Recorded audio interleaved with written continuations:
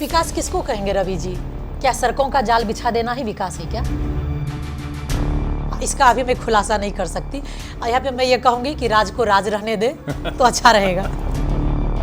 जनता जागरूक हो चुकी है, अगर नहीं भी हुई है तो कृपया करके आप जागरूक होए। बंदी को देखकर बंदा पीछे। जी हाँ, जी हाँ। सच पूछिए तो उन लोगों को देख के यहाँ से आंसू निकलता, आंख से आंसू निकलता तो सब देख पाता है, बट यहाँ से जब आंसू निकलता उसको कोई देख नहीं पाता है।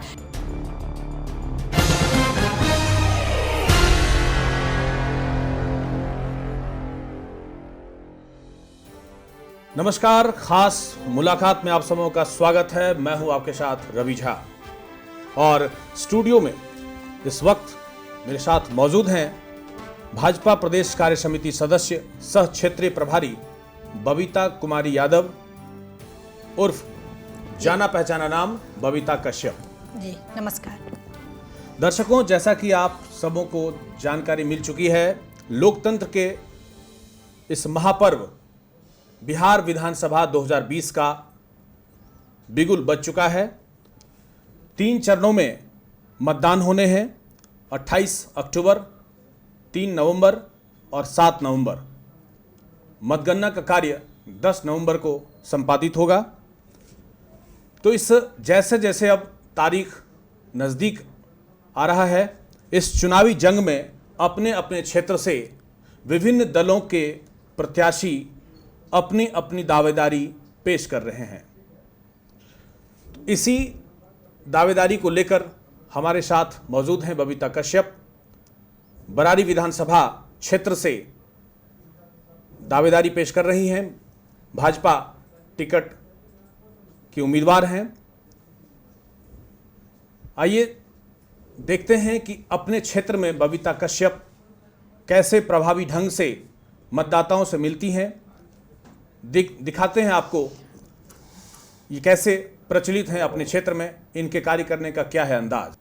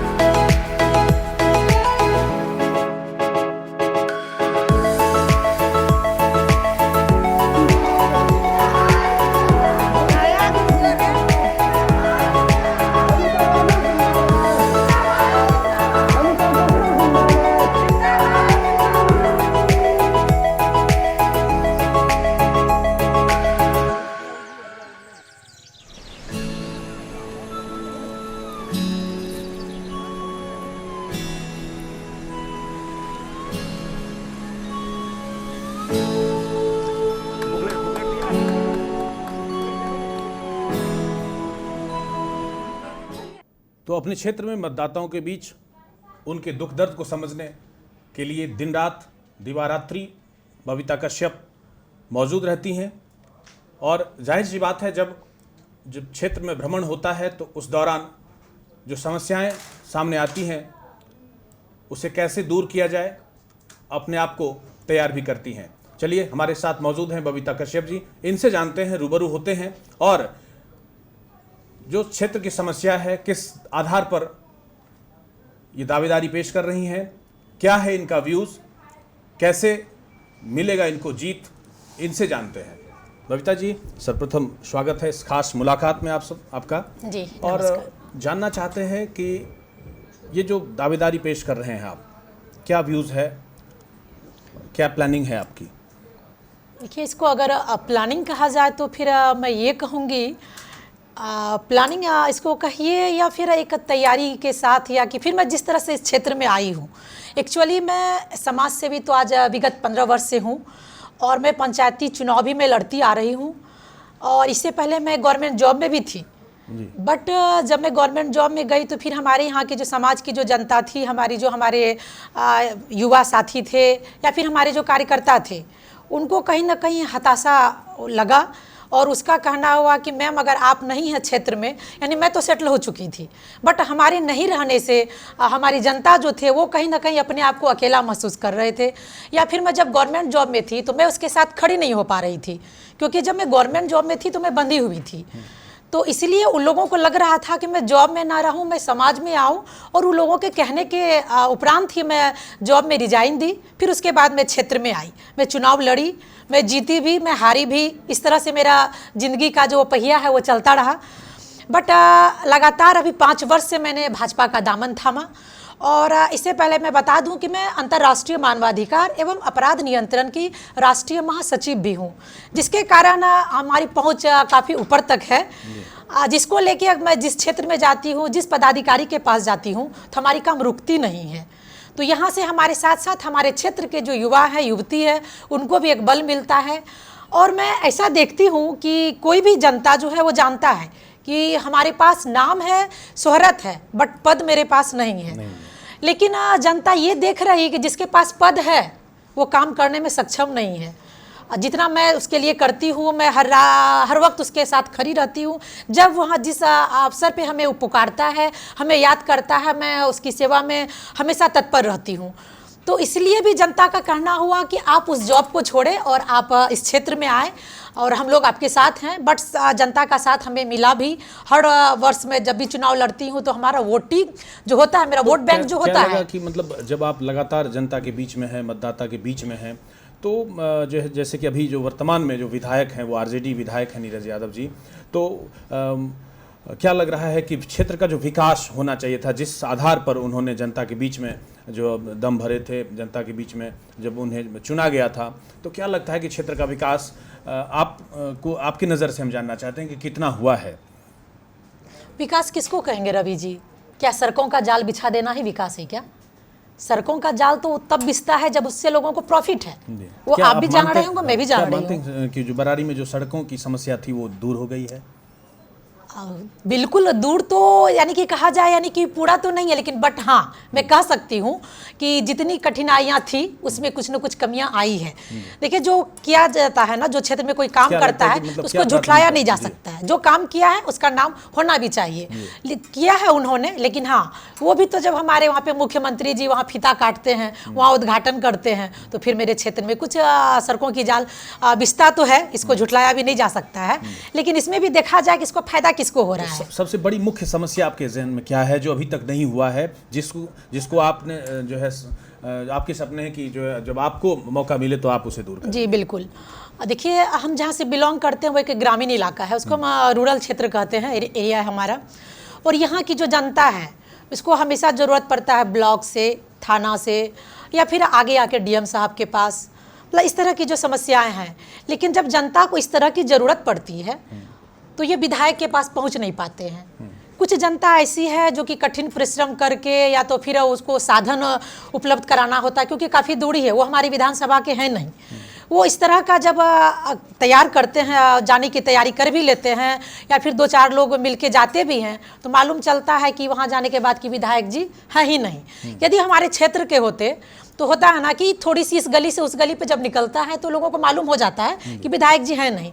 लेकिन यहाँ समस्या ऐसा है कि इस विधानसभा से निकल के उसको दूसरे विधानसभा में जाना होता है, और दूसरे विधानसभा में लोग एक दूसरे को पहचान नहीं रहे हैं, जो ये किसी से पूछ भी पाएंगे और कोई इसको बताएंगे भी, जो लोग आधी दूरी तय करके भी लौट के आएंगे, ऐसा भी नहीं है। लोग वहाँ तक जाते हैं, वहाँ तक जाने के बाद इसको पता चलता है कि विधायक जी नहीं है। बहुत बार हमारे साथ ऐसा शिकायत आया, लोगों का कहना हुआ विधायक जी थे, मतलब जनता की जो जन समस्या है जो सुनने के लिए मतलब जनता दरबार होता है, सबसे पहली बात ये है। अगर सच आपने पूछा, अगर हमें इस तरह का मिलता है तो मैं क्या करूँगी।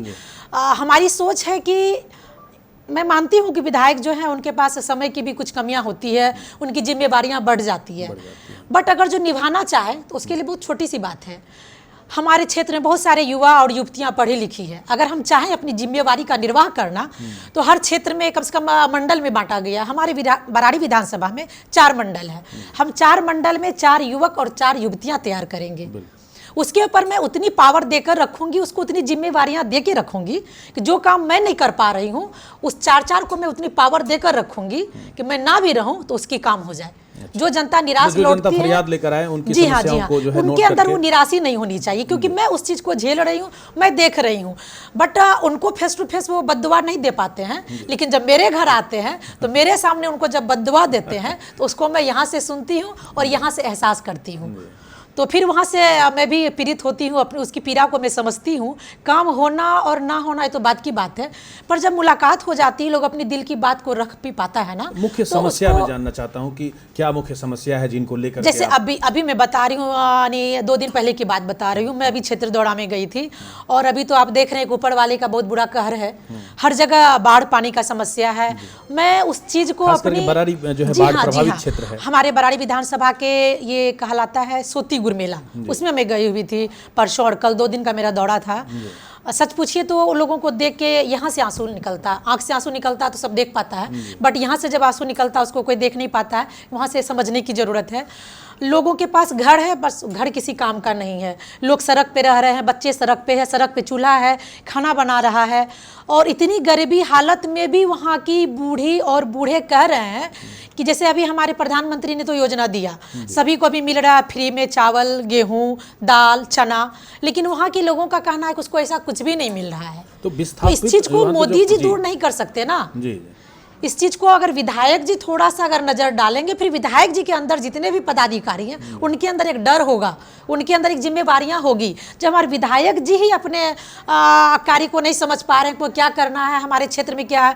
एक्चुअली मैं गई थी अपने किसी और दूसरे काम से गई थी, यानी कि मैं जनता से मिलने भी गई थी। हालांकि अभी मैं बता रही हूँ कि मैं किसी पद पे नहीं हूँ, बट सबका मुझे सुनना पड़ा और मैं सुनी। मैंने इतना भी कहा अगर आपको गाली भी देना है तो आप दे दो, क्योंकि अगर आपके दिल की आग बुझती है तो आप बुझा लो। जनता मतदाता को होता है कि जो जी है हाँ, कोई भी हाँ, उनको पहले लगा कि शायद मैं वोट मांगने आ गई। जी बिल्कुल, हाँ, जी हाँ, जी हाँ, के समय जी हाँ, नहीं उनके आए अंदर और जो दर्द था, उनका जो भड़ास था, जी बिल्कुल बिल्कुल। तो मतलब जो वर्तमान जो राजद विधायक हैं, जी जी, उनका को भाजन आपको बनना पड़ा। जी हाँ, जी हाँ। मतदाता जो और है फिर जब मैं उनकी सुनी तो फिर मेरे को लगा नाराजगी तो जायज है। उस जगह शायद आप रहते, मैं रहती, शायद मैं भी वही करती जो वहाँ के कटाव। तो बरारी में जो एक मुख्य और समस्या फिर है कटाव। जी, कटाव को लेके मैं बता रही हूँ कि बूढ़ी है, शायद उनका एक पैर कहा जाता है कि कब्र में भी होगा, बट उस बूढ़ी ने उस तरह उनकी उम्र की कितनी ऐसी बूढ़ियाँ थी जिनका कहना हुआ कि मैं घेराव भी की थी डीएम साहब के यहाँ जाके, मैंने डंडा भी खाया और कोढ़ा थाना में मैं बंद भी रही। तो आप समझ सकते हैं उसके दिल में कितनी आग की ज्वाला होगी। और इतना कुछ होने के बावजूद भी हम लोगों को रहने के लिए 2 गज की जमीन भी नहीं मिली। और फिर चुनाव आता है, नेता आते हैं, वोट मांगते हैं और मजबूरन हम लोग देते भी हैं, बट जब कोई यहाँ से जीत के जाता है तो फिर हम लोगों का कोई देखने भी नहीं आता है। तो फिर अभी वर्तमान विधायक को लेके काफ़ी लोगों में नाराजगी ये है कि इसके पास लोग अपनी दिल की बात कह भी नहीं पाते हैं।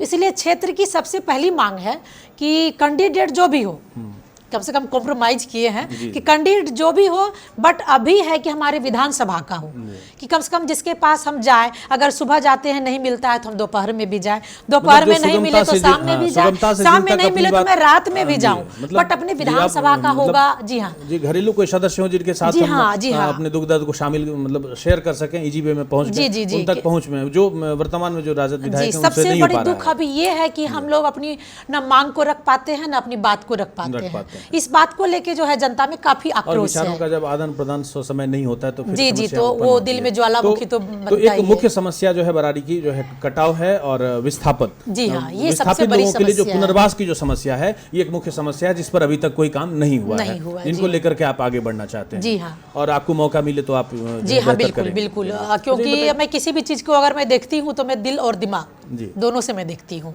तो और जान रहे होंगे हम लोग सभी बुद्धिजीवी इंसान हैं, जब कोई भी व्यक्ति किसी काम को दिल और दिमाग से देखता है ना तो उसको अंजाम तक जरूर ले जाता है। और फिर मैं ये भी बता दूं कि मैं जब राजनीतिक में आई हूँ तो मैंने काफ़ी चीज़ का त्याग किया है। मैं त्याग करके आई हूँ और एक अजीब सा जज्बा है मेरे अंदर कि मैं कुछ करूँ ताकि मुझे जनता का आशीर्वाद मिले, प्यार मिले, सम्मान मिले। क्योंकि इस चीज़ का शौक मुझे जब मैं दुल्हन बन के आई थी उस वक्त से ही था। शायद हमारी घूंघट इतनी रहती थी पर सहायता के लिए हाथ आगे बढ़ता था। तो बूढ़े बुजुर्ग जो होते थे उस टाइम में मेरे को प्रणाम करते थे, आशीर्वाद देते थे। उस वक्त से मेरे अंदर समाज सेवा का जज्बा जगा कि अरे ये तो दे के गए थे, दे देना। और मैंने उसका काम किया तो मुझे इतना बड़ा बड़ा आशीर्वाद मिला। तो अगर मैं खुद इस काम को करूंगी तो ना जाने और कितना अच्छा कुछ सुनने को मिलेगा। जब आए थे तब घूंघट में आए थे और अब जी, जी, जब बिल्कुल, लोगों के बीच बिल्कुल। हैं तो फिर अपने एक अनोखे अंदाज में आप। जी हाँ, बिल्कुल। जो वर्तमान मैंने में बहुत जी हाँ, बहुत मैंने फासला को तय किया और बहुत लंबी दूरी को। और फिर जब मैं आई इस क्षेत्र में तो बहुत सारे लोगों ने हमको देकर गड्ढे भी खुंदे, लेकिन उस गड्ढे खुंदने वाले को ये एहसास नहीं था ये जो बंदी है ये उस गड्ढे को देखकर पीछे तो नहीं हटेगी बट छलांग जरूर मारेगी। बंदी को देखकर बंदा पीछे हो। जी हाँ, जी हाँ। और मैंने वो गड्ढे को देखकर पीछे कदम नहीं किया, मैंने छलांग लगाया। तो परिवार के बीच में भी समय देना होता है। जी हाँ, बिल्कुल। बड़ा पूरा परिवार है और मैं बड़ी बहू हूँ, 2 बच्चे की माँ भी हूँ, 2 देवर हैं, ननद हैं, फिर नौकर चाकर सिपाही। जी हाँ, बिल्कुल। सबके लिए समय जी निकाल हाँ, लेते जी हैं। हाँ। इतना कुछ करके इसलिए मैं कहती नहीं हूँ तो ना। पता चला कि जो है जनता के बीच जाते जाते अपने परिवार को जो है बहुत पीछे छोड़ दिए हैं। नहीं नहीं नहीं, ऐसा नहीं। पता अगर चला कि वो अपना फरियाद लेकर के कहाँ जाए फिर। ना ना, ऐसा नहीं है। अगर ऐसा होता कि मैं छोड़ देती तो फिर मैं बता दूं कि मैं अपने क्षेत्र में हिटलर दीदी के नाम से भी जानी जाती हूं। तो आप समझ सकते हैं कि हिटलर दीदी का भी खिताब मिला को पति के इस पे, क्योंकि हमारे पति हिटलर यादव के नाम से फेमस है। और जब किसी महिला के ऊपर हिटलर यादव जैसा शिकंजा कसा हो, अभी तक जो तो सफलता मिली है उसमें पति का भी कुछ हाथ है। जी हाँ, बिल्कुल बिल्कुल। इस चीज़ को मैं झुठला नहीं सकती क्योंकि हमारा जो राजनीतिक है तो है ही, वो भी अपने क्षेत्र में वो आरजेडी के कद्दावर नेता माने जाते थे। और अभी वर्तमान विधायक जो हैं उनको भी कहीं ना कहीं हमारे पति का भी फल मिला है उनको। कहीं नहीं लग रहा है कि जहां मतलब आरजेडी के कद्दावर नेता आपके पति रह चुके हैं और आप जो है भाजपा की, और जबकि दोनों के बीच 36 का आंकड़ा है, उस स्थिति में क्या लगता है तो कि मैं वहां से ये कहना चाहूंगी ना, तो यहाँ से जनता को मैं सीख देना चाहती हूँ। राजनीतिक अपने जगह है। इस तरह कोई विवाद तो नहीं हो जाता है कि नहीं नहीं, बिल्कुल नहीं, बिल्कुल नहीं। विचारों का वहाँ जो होता है, जो आरजेडी में जो उनके जो विचार हैं और भाजपा के जो विचार हैं वो तो बहुत अंतर है उसमें। फिर आप आपसी सामंजस्य कैसे बना पा रहे हैं? एक्चुअली ऐसा है कि कुछ भी होता है ना, वो आपसी सामंजस्य पे डिपेंड करता है। और अगर कार्य क्षेत्र अगर अलग अलग होता तो शायद दोनों में टकरार तो होता, बट कार्य क्षेत्र एक है। तो मेरा काम क्या है, जैसे मैं समाज सेवी हूँ, मैं जब बाहर निकल जाती हूँ तो मेरे से गलतियाँ क्या होती है कि शाम के आने के टाइम को मैं पार करके रात हो जाती है। इसके लिए डरती तो हूँ मैं क्षेत्र में कि कभी कभी सुनने को तो मिलता है बहुत बड़ा नेता बन गई हो, ये वो बच्चे भी थोड़ा ये हो जाते हैं। तो बट जब मैं क्षेत्र में जाती हूँ, मैं जब जनता के बीच रहती हूँ तो बिल्कुल मैं भूल जाती हूँ कि बस जब मैं जाऊँगी तो मुझे भी कुछ सुनना डांट पति बनकर मिलता है या फिर एक राजद भी? ना नहीं, वो अगर मिलेगा तो फिर मैं भी उसके ऊपर चढ़ बैठूंगी। लेकिन हाँ, पति बन के वो बोलते हैं, एक बच्चे का पिता बन के बोलते हैं, तो मैं वहाँ पे कॉम्प्रोमाइज़ करती हूँ। और मैं ये जानती हूँ कि अगर मैं अभी इनकी बात को नहीं सहूँगी, शायद दूसरे दिन हमारी जनता हमारे लिए। क्योंकि एनडीए जो है गठबंधन है, वहाँ पर कई सारे दावेदार हैं, एनडीए से दावेदार हैं, भाजपा के दावेदार हैं, पहले विभाष चंद्र चौधरी भी जो है विधायक रह चुके हैं। तो उस स्थिति में क्या लग रहा है कि क्या टिकट भाजपा से मिल रहा है या फिर जो है जेडीयू से? नहीं, देखिए, ऐसे कहा जा रहा है हमारे कटिहार लोकसभा में 7 विधानसभा है, जिसमें भाजपा को लेके हमारी बरारी भाजपा के लिए सबसे भारी, बरारी सबसे भारी, ऐसा एक स्लोगन है हमारे भाजपा में। और भाजपा कार्यकर्ता में यह एक जो है ना स्लोगन लेके हम लोग चलते हैं। तो इसलिए उम्मीद ही नहीं, पूर्ण विश्वास है कि यह सीट भाजपा को ही जाएगी। अब टिकट किसे मिलेगी इस बात की कोई गारंटी तो नहीं है, बट सीट हमारे भाजपा को ही जाएगी और जाना भी चाहिए। क्योंकि एक तो हमारा लोकसभा चला गया जदयू को। कहाँ पा रहे हैं, मतलब कई सारे दावेदार हैं, उसमें अगर भाजपा के जो दावेदार हैं उसमें अपने आप को किस स्थान पर पा रहे हैं 1 to 5 में? 1 to 5 में मैं ये कहूँगी कि देखिए, हमारे जो वर्तमान विधायक तो है नहीं, लेकिन पूर्व विधायक जो हमारे हैं, जी हाँ, वो हमारे पार्टी के हैं, वो हमारे आदरणीय हैं, सम्मानीय हैं, मैं उनका आदर करती हूँ, सम्मान करती हूँ। बट उन्होंने 10 साल जीता, उन्होंने जनता के बीच अपना समय दिया, काम किया, और अभी पिछले टर्म में वो हारे हैं। अब क्या कारण था नहीं था ये आप भी जान रहे होंगे, या फिर जनता से जब आप भी रूबरू होंगे तो जनता बताएगी, और शायद हमारे विधायक जी भी जान रहे होंगे। अगर हमारे शीर्ष नेता को लग रहा है कि नहीं हमारे यहाँ विधायक के रूप में हमारे विभाष चंद्र चौधरी जी सही हैं, तो फिर हमें एक्सेप्ट है, मैं उसका सम्मान करती हूँ। लेकिन अगर महिला महिला कोई दावेदार, महिला दावेदार की मैं बात नहीं करूंगी, मैं पुरुष दावेदार की भी बात नहीं करूंगी। मैं अपने कार्य को देखते हुए अगर मैं बात करती हूँ तो मैं अगर 1 नंबर पे नहीं दे सकते तो मुझे 2 नंबर से भी हटाया ना जा सके, इतना मैं जरूर कहूंगी, क्योंकि मुझे अपने काम पर विश्वास है। टिकट नहीं मिलती है तो क्या ये जज्बा वही कायम रहेगा या आप निर्दलीय उम्मीदवार होंगी आप? देखिए, जज्बा तो मेरा है कि मैं ना लड़ूं, बट अभी मैं देख रही हूं कि हमारे जनता, हमारे समर्थक जो हैं वो लगातार मेरे घर पे आ रहे हैं, मेरे से संपर्क कर रहे हैं। उन लोगों का कहना है कि मैडम अगर आपका शीर्ष नेता आपके लिए नहीं सोचता है तो हम लोग आपके साथ हैं, आप लड़े। मतलब आप निर्दलीय भी अगर खड़े होते हैं तो आपको जनता का साथ मिलेगा? जी हाँ, इतना है, बट अभी मैं कुछ इसमें फाइनली नहीं कह पाऊंगी कि मैं क्या करने वाली हूँ, मैं क्या करूँगी, इसका अभी मैं खुलासा नहीं कर सकती। यहाँ पे मैं ये कहूँगी कि राज को राज रहने दे तो अच्छा रहेगा। चलिए, जनता से क्या अपील करेंगे चलते चलते?